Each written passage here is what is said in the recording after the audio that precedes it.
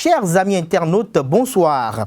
L'annonce d'une loi d'amnistie des auteurs, co-auteurs et complices des violences préélectorales, électorales et post-électorales des mois d'avril, de mai et de juin 2019 anime les débats et déchaîne les passions. Entre commentaires et analyses, les plus subjectifs qu'asymétriques, les réseaux sociaux en ont fait leur chou gras tout au long du week-end écoulé. Mais avant toute pensée bien soignée, l'idéal serait de faire référence à plus d'étymologie dans le jargon juridique afin de mieux comprendre les expressions grâce présidentielle et loi d'amnistie. En effet, la grâce présidentielle est une prérogative exclusive du président de la République par laquelle ce dernier met en liberté ou commute la peine d'un condamné. Selon la Constitution du 11 décembre 1990, en son article 60, le président de la République a le droit de grâce. Il exerce ce droit dans les conditions définies par l'article 130. Quant à l'amnistie, elle relève de la compétence exclusive du Parlement conformément à l'article 98 de la Constitution. Elle consiste en effet à supprimer rétroactivement le caractère délictueux des faits et rétablir de ce fait la virginité du casier judiciaire du mis en cause.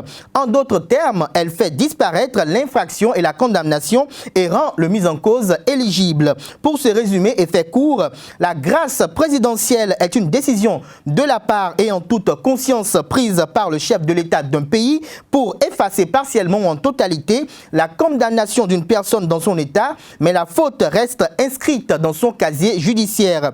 Une amnistie est une décision prise par le Parlement d'un pays qui consisterait à effacer, voire oublier totalement et à jamais une condamnation émise sur un individu dans un pays. Alors, après une meilleure appréhension de ces deux notions, loin de toutes émotions chargées d'une addition de colère confuse, on pourrait affirmer sans risque de se tromper que l'amnistie serait l'option la plus bénéfique pour les mises en cause. On pourrait affirmer sans risque de se tromper que l'amnistie serait l'option la plus bénéfique pour les mises en cause.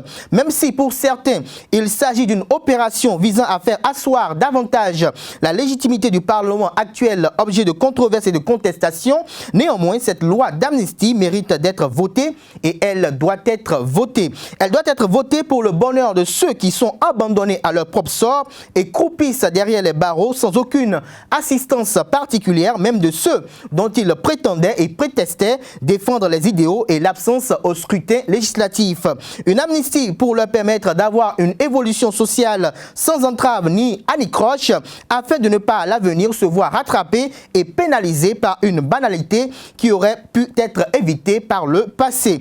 En revanche, même si l'opposition paraît énormément distancée de sa culture de base et est aujourd'hui dans un état de frénésie, toujours dans une recherche permanente d'elle-même, habillée d'une instabilité sans comparaison, elle doit en dépit de tout s'unir pour la réclamation d'autres lois d'amnistie au profit des leurs qualifiés d'exilés politiques pour une tension sociopolitique décrispée et émaillée de commodités démocratiques.